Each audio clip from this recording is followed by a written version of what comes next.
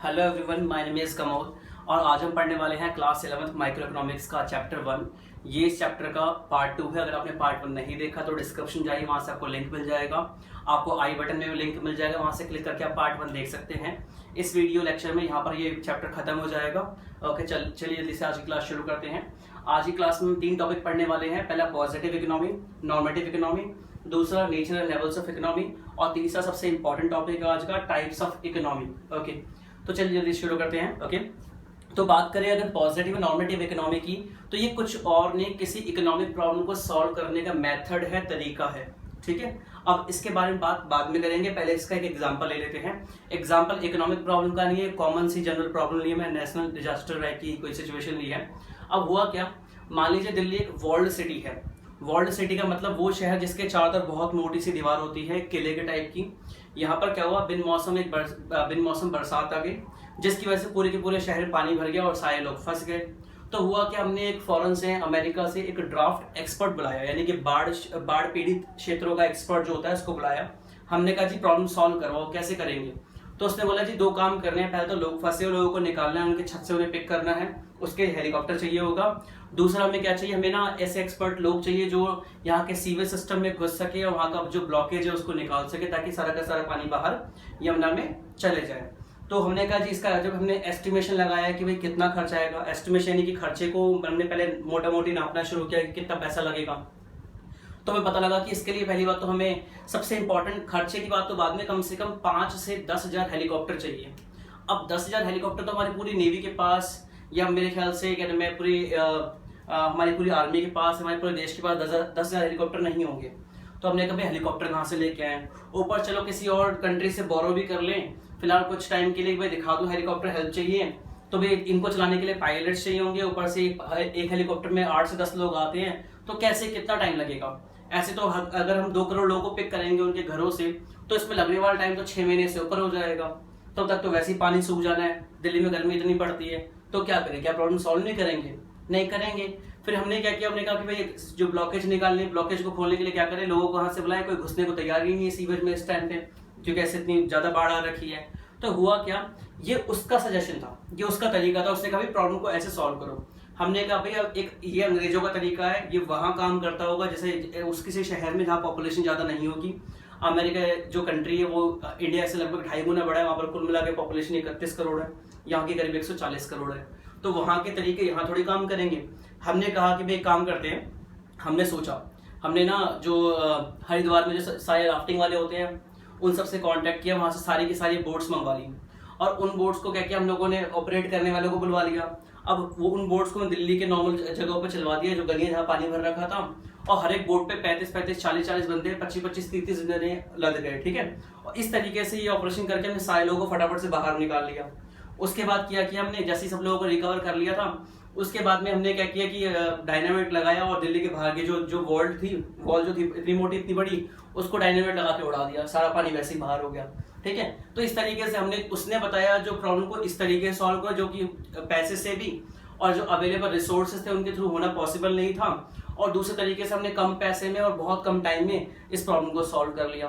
तो यहाँ पर जो उसका बताया तरीका था उसे कहते हैं नॉर्मेटिव इकोनॉमी, यानी किसी भी इकोनॉमिक प्रॉब्लम को एक एक्सपर्ट इकोनॉमिस्ट की मदद से सॉल्व करना, यानी किसी अर्थव्यवस्था में आने वाली किसी भी परेशानी को एक इकोनॉमिस्ट यानी अर्थशास्त्री द्वारा उसके दिए गए आइडियाज से सॉल्व करना नॉर्मेटिव इकोनॉमी कहलाता है। ठीक है, और जो हम अपनी खुद इकोनॉमिक प्रॉब्लम को अपने खुद के अकॉर्डिंग, पास्ट प्रेजेंट के एक्सपीरियंस के अकॉर्डिंग जो खुद सॉल्व कर लेते हैं उसे कहते हैं पॉजिटिव इकोनॉमी। यानी इस जो मैंने एग्जांपल दिया इसमें जो अंग्रेज आया था उसने जो बोला कि भाई ऐसा करो, लोगों को हेलीकॉप्टर से पिक करो और जो सीवेज सिस्टम में कुछ लोगों को घुसाओ, वहां से वो ब्लॉकेज निकालेंगे वगैरह वगैरह, ये जो तरीका था ये था नॉर्मेटिव इकोनॉमी। हमने उसके तरीके को इग्नोर करके अपने खुद के तरीके से इस प्रॉब्लम को सॉल्व किया, वो होता है पॉजिटिव इकोनॉमी। सिंपल। ओके, अगर फिर भी कोई डाउट रह जाए तो मुझे नीचे कमेंट कर सकते हैं, मैं आपको रिप्लाई करूंगा। ओके, आगे की बात करते हैं nature and levels of economy. ये बहुत सिंपल, बहुत छोटा सा टॉपिक है। नेचर का मतलब होता है टाइप, किस तरीके की इकोनॉमी में काम चल रहा है। मान लीजिए एग्जांपल लेते हैं हम पंजाब का। पंजाब में एक गांव है, वहां पर सारे के सारे लोग जो है वो वहां पे किसानी करते हैं, फार्मर्स हैं।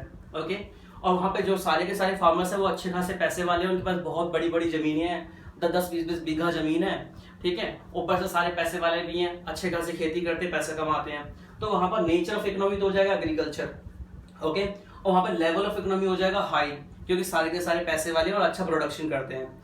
मैं दूसरा एग्जांपल लेता हूँ, मान लो कि मेरा एक फ्रेंड है, वो बैंक में काम करता है, बैंक तो एक सर्विस इंडस्ट्री है, और वहां पर उसकी जस्ट बिगिनिंग में स्टार्टिंग में वो जॉब लगी है, कोई सैलरी हाई फाई नहीं मिल रही है, तो इस केस में क्या है, नेचर ऑफ इकोनॉमी क्या हो गया, सर्विस, और उसका लेवल क्या हो गया, वो लो लेवल हो गया, क्योंकि वो अच्छा पैसा अभी नहीं कमा रहा है, ठीक है। ये बहुत सिंपल सा टॉपिक है, इतना कॉम्प्लिकेटेड नहीं है, ठीक है। अब मूव करते हैं हमारे सबसे इंपॉर्टेंट टॉपिक की तरफ, जो कि आज की क्लास का लास्ट टॉपिक भी है, ठीक है।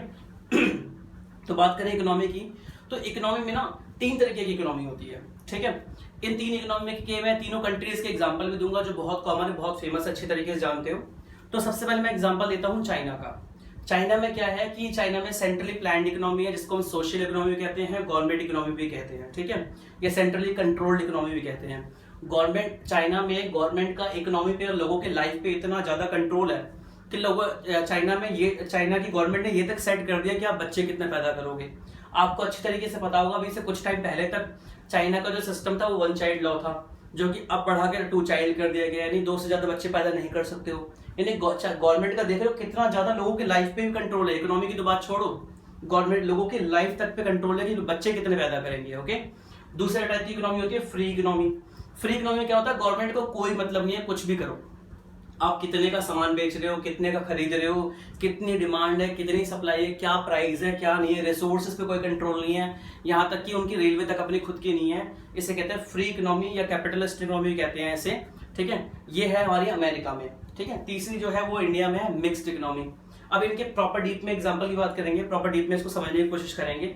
मैं एग्जांपल लूंगा इसका इस मार्कर से, ठीक है। मान लीजिए मैं एक चाइनीज साइंटिस्ट हूँ और ये मार्कर मैंने इनोवेट किया है। इन्वेंट नहीं क्या, इनोवेट किया है।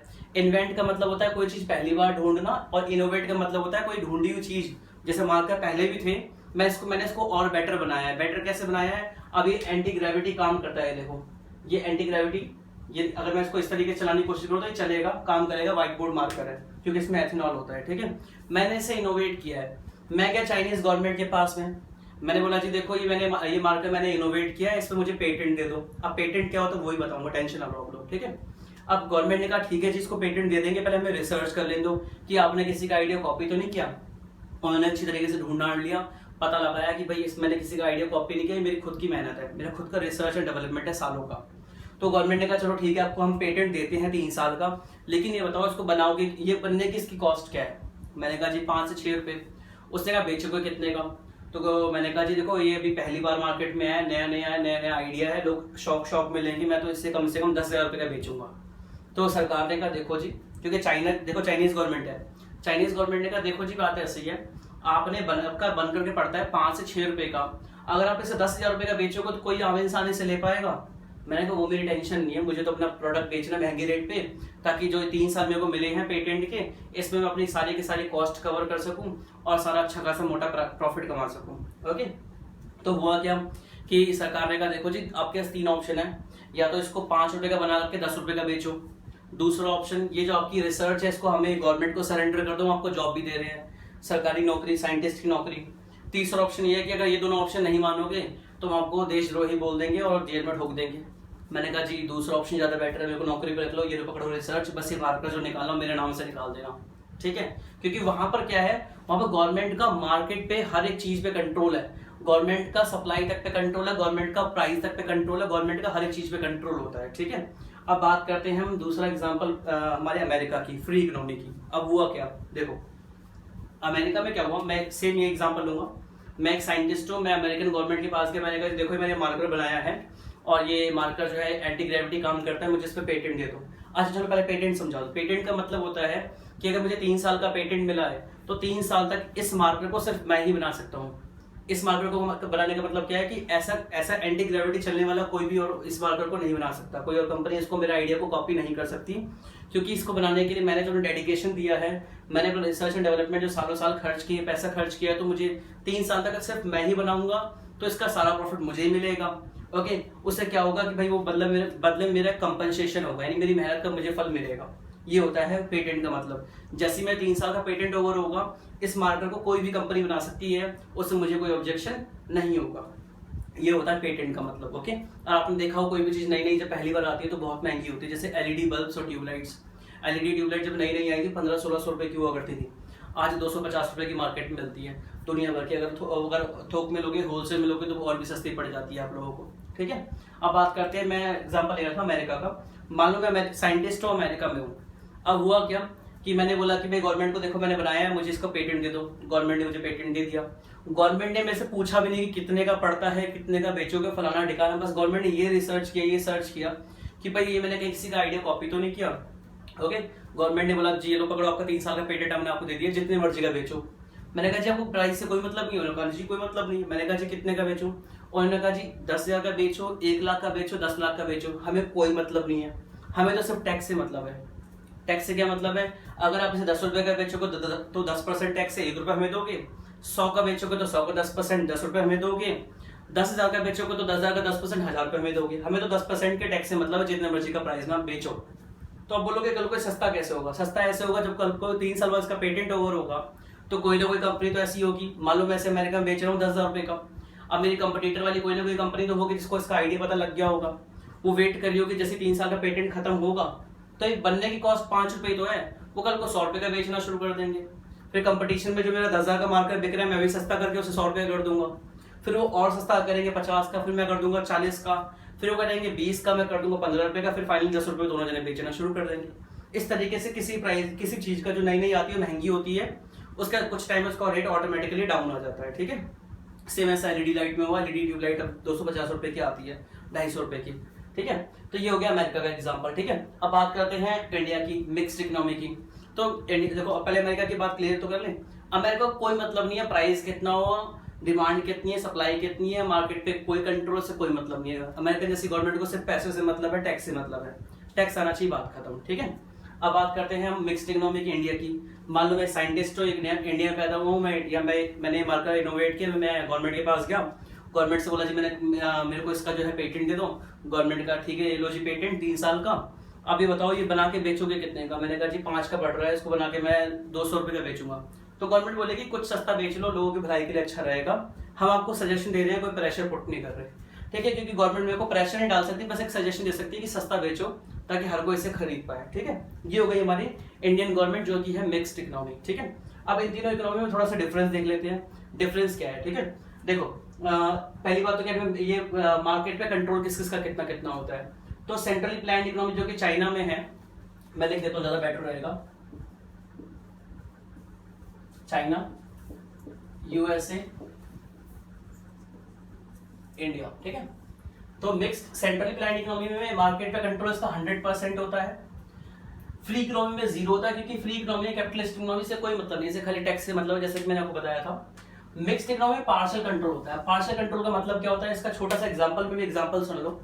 2016 की बात थी, हुआ क्या कि अचानक से ना डेंगू फैल गया बहुत ज्यादा। ये अगस्त और सितंबर की बात थी। तो डेंगू फैलने की वजह से क्या हुआ कि ना हर किसी प्राइवेट हॉस्पिटल वाले ने अच्छे खासे पैसे छापने शुरू कर दिए। कैसे छापे? टेस्ट के नाम पर, इलाज के नाम पर। तो हाहाकार मच गई। हाहाकार का मतलब होता है कि मतलब लोगों ने हर जगह सोशल मीडिया यहाँ वहाँ सबने लिखना शुरू कर दिया, न्यूज बनाना शुरू हो गया कि लोग पैसे छाप रहे हैं, पैसे छाप रहे हैं, पैसे छाप रहे हैं, प्राइवेट हॉस्पिटल वाले गलत तरीके से इलाज कर रहे हैं, ज्यादा पैसा ले रहे हैं हर एक चीज का। तो गवर्नमेंट जो थी ना, इंडिया में गवर्नमेंट किस तरीके की थी, वो सोती रहती है कुंभकर्ण की तरह, जब तक कि कोई शोर नहीं मचाता। शोर मचाने का मतलब क्या है कि गवर्नमेंट को जब किसी ने लोगों ने शोर मचाया कि भाई लोग हमें बेवकूफ बना रहे हैं, प्राइवेट हॉस्पिटल वाले बेवकूफ बना रहे हैं, पैसा काट रहे हैं, तो दिल्ली गवर्नमेंट नींद से जगी। दिल्ली गवर्नमेंट ने एक नया ऑर्डिनेंस पास किया। ऑर्डिनेंस मतलब एक तरीके का लॉ पास किया, एक ऑर्डर पास किया कि भाई डेंगू के टेस्ट के नाम पर आप कोई फलाना ठिकाना प्लाज्मा टेस्ट नहीं करोगे, फुल बॉडी चेकअप वगैरह कुछ नहीं करोगे। सिंपल एक 100 रुपए का टेस्ट होगा, जिसे कहते हैं टोटल प्लेटलेट काउंट टेस्ट। उससे ऊपर अगर आपसे कोई डेंगू का टेस्ट के नाम पर पैसे लेता है तो आप उस बिल की कॉपी प्रॉपर ईमेल कर दो गवर्नमेंट को, गवर्नमेंट उस हॉस्पिटल का लाइसेंस ही कैंसिल कर देगी। लेकिन क्या उस हल्ले से पहले, उस बवाल से पहले गवर्नमेंट ने कोई एक्शन लिया किसी हॉस्पिटल पे? नहीं लिया। मिक्स्ड इकोनॉमी का मतलब ही क्या होता है? ये वो इकोनॉमी होती है जिसका मार्केट पे कंट्रोल पार्शियल होता है, यानी जब जरूरत होगी तभी कंट्रोल करेंगे, जब जरूरत नहीं है तो कंट्रोल करने की कोई जरूरत नहीं है। ठीक है, जब जरूरत होगी तभी कंट्रोल किया जाएगा। उसके अलावा कोई भी कंट्रोल मार्केट पर रखने की कोई जरूरत नहीं है, मार्केट को प्रॉपर फ्री चलने दो, ठीक है। तो इस तरीके से गवर्नमेंट ने प्राइस पे कंट्रोल कर लिया, यानी किसी भी चीज का जो नेसेसरी आइटम है, कोई नेसेसरी चीज है, उसका रेट जब अननेसेसरी जाएगा तभी गवर्नमेंट इंटरफेयर करेगी, वरना गवर्नमेंट कोई भी इंटरफेयर नहीं करेगी, ठीक है। अब आगे बात करते हैं, ये जो क्या मार्केट पे कंट्रोल, यही सेम प्राइस में कंट्रोल, प्राइस का जो सेंट्रल प्लानिंग इकोनॉमी पे कितना कंट्रोल है, 100%। फ्री इकोनॉमी में कोई कंट्रोल नहीं है। इसमें मिक्स्ड इकोनॉमी में क्या है, पार्शियल कंट्रोल है। जैसे कि बिजली के प्राइसेस, इलेक्ट्रिसिटी के प्राइस पे गवर्नमेंट का कंट्रोल है दिल्ली में, प्राइवेट कंपनी बेचती है लेकिन कंट्रोल किसका है, गवर्नमेंट का है, ठीक है। रिसोर्सेज पे कंट्रोल, जो ये सेंट्रल प्लान है इसमें 100%, फ्री इकोनॉमी में कोई कंट्रोल नहीं है, और इसमें क्या है, पार्शियल कंट्रोल है मिक्स्ड इकोनॉमी में, ठीक है। डोमिनेंस, गवर्नमेंट सेक्टर की इसमें डोमिनेंस होती है सेंट्रल प्लान इकोनॉमी में, इसमें प्राइवेट सेक्टर की डोमिनेंस होती है, और इसमें मिक्स्ड इकोनॉमी में डिपेंड्स अपॉन सिचुएशन, यानी कि सिचुएशन पे डिपेंड करता है कि कौन से सेक्टर की बात हो रही है।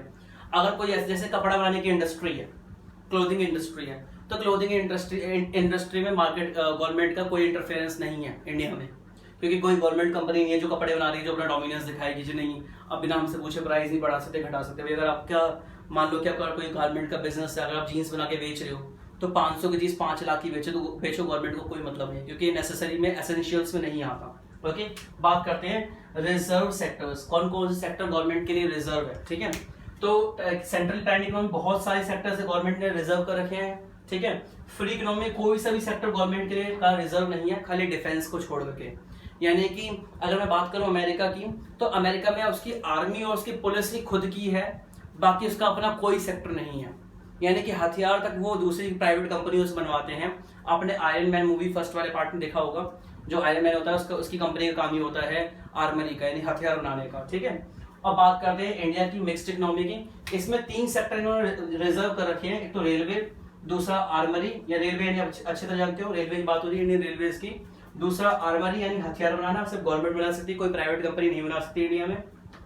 तीसरा है एटॉमिक एनर्जी यानी न्यूक्लियर पावर, यानी न्यूक्लियर से जो भी एनर्जी बनती है वो गवर्नमेंट बनाएगी, कोई प्राइवेट सेक्टर इसको नहीं बना सकता, ठीक है। अगर इसमें कोई भी डाउट रह जाएगा तो आप मुझे बता सकते हैं। अच्छा, बात करो कि मिक्स्ड इकोनॉमी का कंसेप्ट आया कहाँ से, ये क्योंकि पूरे वर्ल्ड में कहीं और नहीं, सिर्फ इंडिया में ही है। तो इसके लिए थैंक्स जाता है डॉक्टर मनमोहन सिंह को, ठीक है। ये 1991 की बात है, जब न्यू इकोनॉमिक पॉलिसी आई थी। तो हुआ क्या था, हम लोग भी सेंट्रल प्लान इकोनॉमी फॉलो करते थे, जिसमें सारे सेक्टर गवर्नमेंट के हुआ करते थे। एक बहुत मजाकिया बात बताऊं तो इंडियन गवर्नमेंट कभी किसी जमाने में गाड़ियां बनाया करती थी। मारुति सुजुकी जो कंपनी है, मारुति जो है उसमें वो इंडियन गवर्नमेंट की हुआ करती थी, ठीक है। तो इंडिया में सेंट्रली प्लान इकोनॉमी थी, चाइना की तरह सब कुछ गवर्नमेंट के कंट्रोल में हुआ करता था। लेकिन हम लोग ग्रो नहीं कर पा रहे थे और हमने IMF से बहुत बड़ा लोन का अमाउंट लिया जो हम रीपे नहीं कर पाए, जिसकी वजह से हमें क्या में जो वर्ल्ड बैंक था और IMF उसने बोला कि भाई अपनी इकोनॉमी का सिस्टम चेंज करो, अगर आप चेंज नहीं करोगे तो बर्बाद हो जाओगे। उसके बाद जो हमारे डॉक्टर मनमोहन सिंह है, उन्होंने एक नई तरीके की इकोनॉमी डेवलप करी। वो चाहते थे बहुत इजीली ये फ्री इकोनॉमी अडॉप्ट कर लेते, लेकिन उन्होंने ऐसा इसलिए नहीं किया क्योंकि पहले भी एक बार ऐसा हो रखा है, हमने अंग्रेजों को परमिशन दी थी इंडिया में आने की, ट्रेड करने की, और जैसे कि आपको पता है कि उन्होंने अपने राज करना शुरू कर दिया। तो कहीं ना कहीं हम लोगों के अंदर डर था कि कल को ऐसा ना हो जाए कि दोबारा से अंग्रेज आ जाए हमारे पूरे इंडिया पे कब्जा कर ले। तो उस डर को दूर करने के लिए हमने जो डॉक्टर मनमोहन सिंह उन्होंने एक नई तरीके की इकोनॉमी बनाई जो कि थी mixed economy. Mixed economy system ही यही है कि कोई सा भी सेक्टर जो फ्री भी है ना, वो एक हद तक ही फ्री है। कल को वो अपनी मनमौजी कुछ भी ऐसा काम नहीं कर सकते, उसको उनको लॉ के अकॉर्डिंग चलना पड़ेगा। और लॉ कहता है कि एट द एंड जो फाइनल कंट्रोल और फाइनल जो डिसीजन होगा वो गवर्नमेंट का ही होगा। यानी कोई भी कंपनी जब चाहे मनमाने तरीके से सारे काम नहीं कर सकती है, उसके ऊपर एक अथॉरिटी होगी गवर्नमेंट की, उसके सुनकर के ही उसको चलना पड़ेगा, ठीक है। तो ये था मिक्स इकोनॉमी का कंसेप्ट, सिर्फ इसलिए बनाया गया ताकि जो प्राइवेट सेक्टर है प्रॉपर फ्री ना हो जाए अमेरिका की तरह। और जैसा 200-250 साल पहले हुआ था, हम अंग्रेजों ने हम पे राज किया, वैसा सिस्टम दोबारा शुरू ना हो जाए। ओके, तो आज की वीडियो फिलहाल इतना ही, ठीक है। अब चैप्टर 2 आएगा, उसके लिए अलग से पार्ट बन जाएंगे सारे वीडियोस के।